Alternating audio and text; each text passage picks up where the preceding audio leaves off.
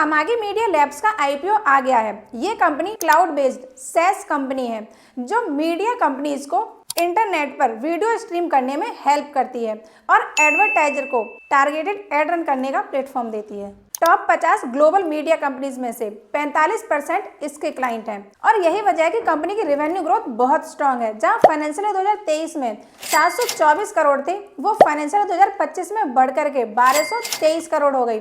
But एक concern भी है कि रेवेन्यू इतना तेज बढ़ने के बावजूद कंपनी लगातार लॉस में रही।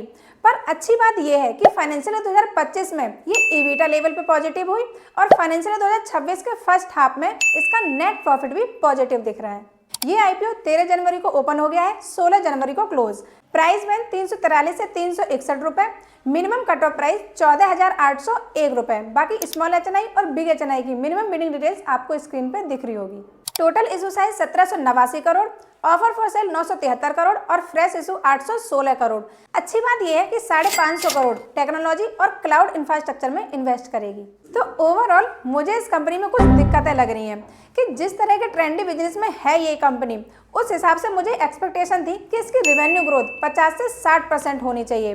पर ठीक है, 30% भी बुरी नहीं है। और बात करें प्रॉफिटेबिलिटी की, तो भाई हमें इसके अगले 2-3 क्वार्टर ट्रैक करने पड़ेंगे दो चीज़ों को देखने के लिए।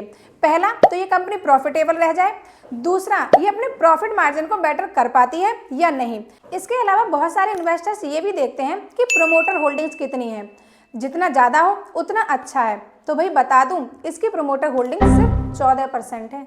मैं तो इन सब चीज़ों को देख के थोड़ा कंफ्यूज हूँ कि लिस्टिंग गेन मिल भी पाएगा या नहीं।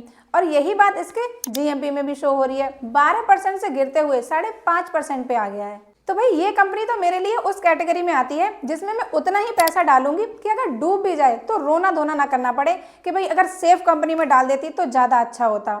या तो अगले 3-4 सालों में 5 से 10 गुना हो जाएगा या फिर डूब भी सकता है।